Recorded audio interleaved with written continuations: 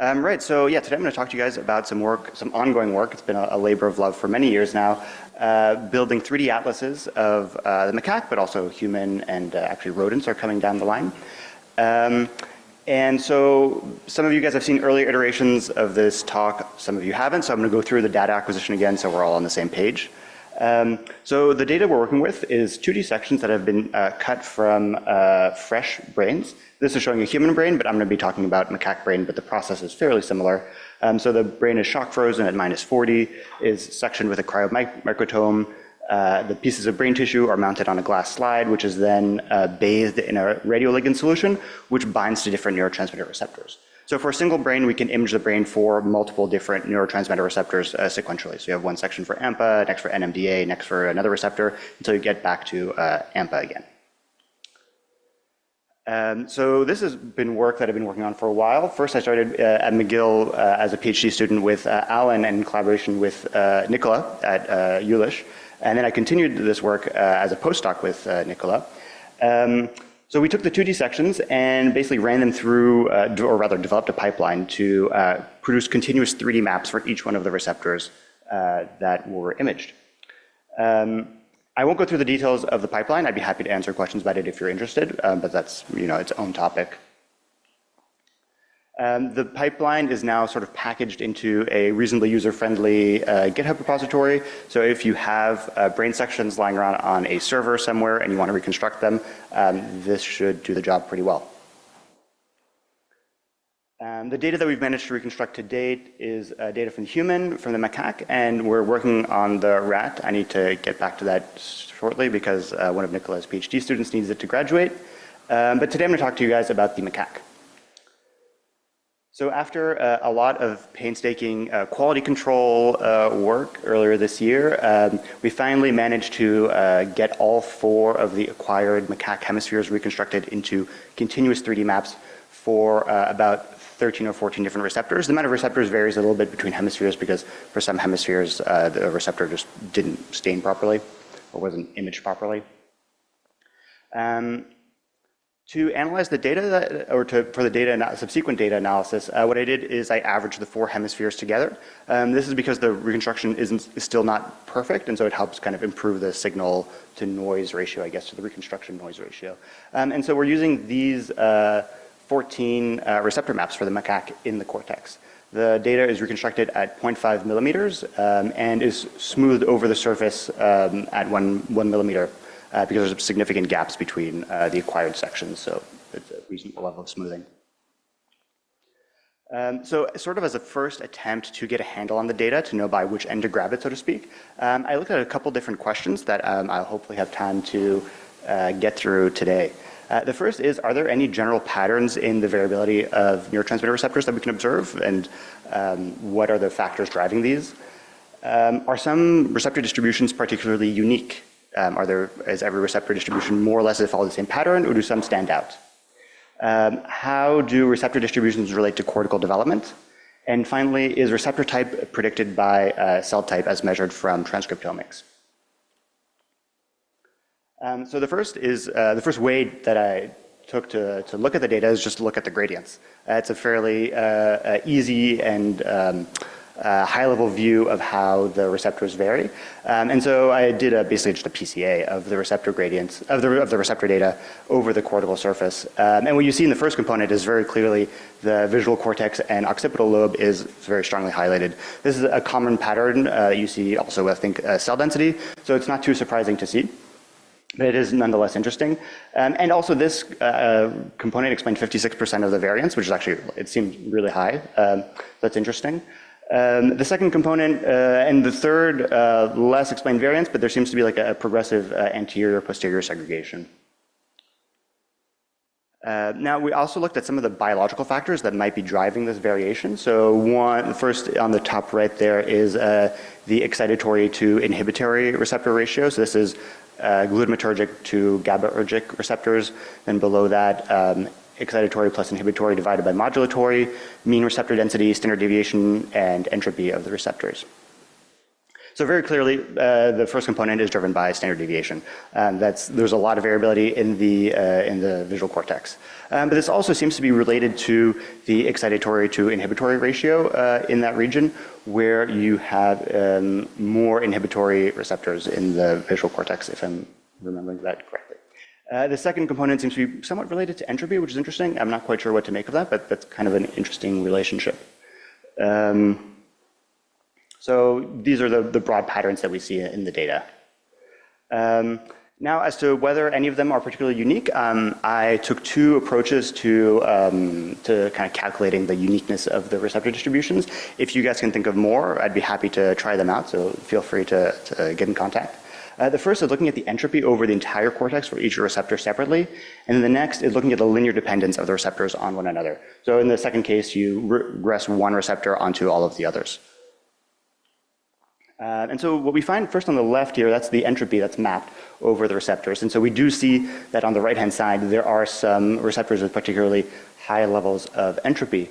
The next one over, that's the linear dependence. And there we also see a group of receptors which are have a lower linear dependence on the others. And what's kind of interesting is it's actually the same sets of receptors that are unique in both measures. So there's something distinctive about the patterns of these receptor distributions. In particular, the 5-HT1A, so serotonin receptor, stands out as particularly unique and will appear again shortly. So what the sort of implication that this is for cognition or behavior, we're not sure yet, but that's sort of project for future work. And eventually this data will be released, so this is something that others can investigate as well. So this is work that I'm currently at Child Mind Institute, I should have said that earlier, working with Ting Xu. And so this is work in collaboration with her group, and especially Sam Aldrich, who put this data together. So what they've done is they've created sort of a brain charts for the macaque, so looking at how different morphological features develop over the lifespan of the macaque. And so they've created these really cool maps of peak development age for different morphological features, so volume, thickness, and area. And I wanted to see, does receptor distribution relate in any way to these morphological metrics? So what I did for this is I used a CCA between the receptors and the morphological peak age of development. So we have three components. I won't go through all of them specifically, but just to show you kind of what it looks like. For do I have a laser? No. Here. No. Okay. So on the graphic on the left-hand side, we have the contribution of different receptors to the component, and on the right-hand side is what is explained in the morphological peak age of development. But what's more, I think, interesting is if we look at all of the receptors combined over all of the features, we can see which receptors contribute most, generally speaking, to the morphological development age. And again, here we see the 5-HT1A receptor, which appears to be heavily explain a lot of the variance that we see in the peak morphological age. Peak age of morphological development.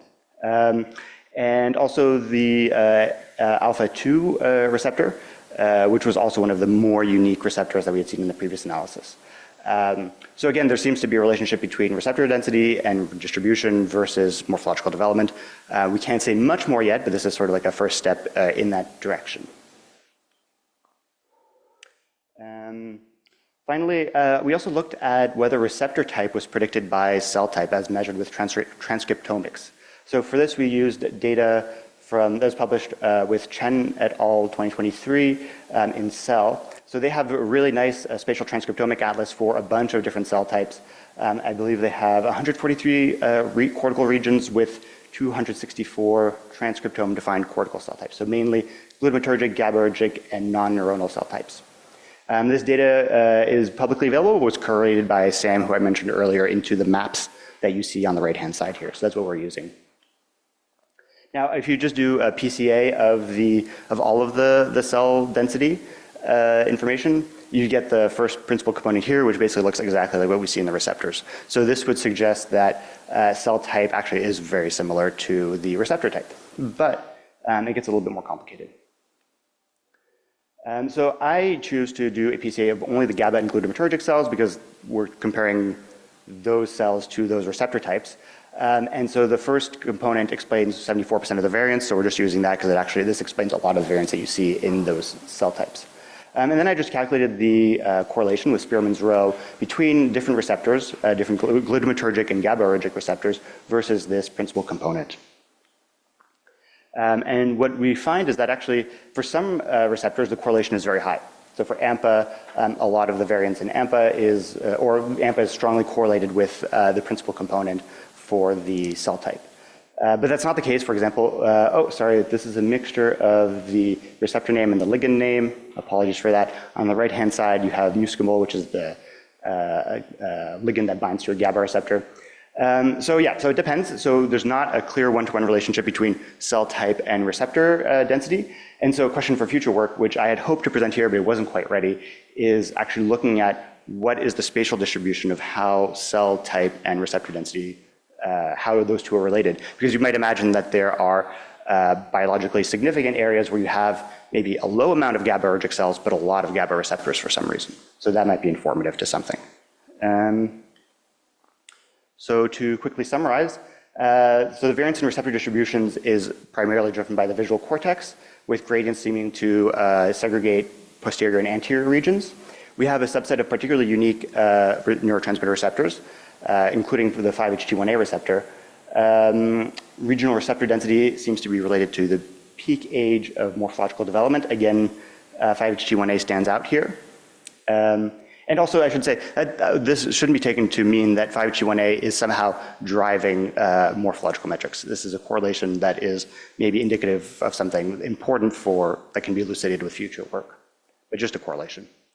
And finally, transcriptomic markers of cell type are related to receptor distributions, but they're not a substitute for. They don't contain exactly the same information. And so you still need radiography to provide complementary information about actual receptor density.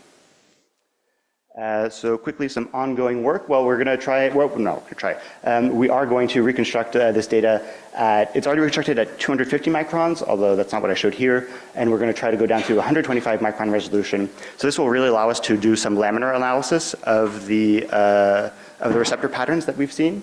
We're going to work on doing some cross-species receptor mapping. This is Ting Shu's specialty at CMI. So we're going to look at how receptor patterns vary in the macaque and in the human. Subcortical reconstruction is still on the to-do list, coming shortly. And finally, we need to QC the human hemisphere so we can actually run them through the reconstruction pipeline and do the same analysis in the human. So this work is due in part, or due entirely to collaborations and to help from all sorts of different sources. In particular, so Nicola is the one who collected this data along with Carl Zillis.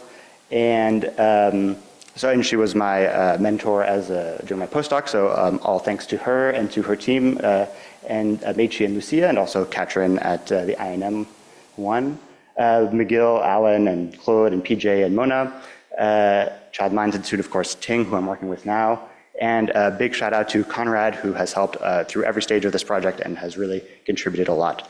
I would like to take 2 seconds for a quick project pitch. So I know I'm not quite out of time yet. So some of you are familiar with NeuroMaps. You heard about it from Alan earlier. I'm trying to develop a NeuroMaps NHP. So this would be for mapping between different NHP spaces, different coordinate spaces, and mapping annotations between those spaces. So if you're interested in the macaque, if you have brain annotations for the macaque that you would like to share and integrate into this, please get in contact and we can collaborate and work together and produce great things. So thank you very much.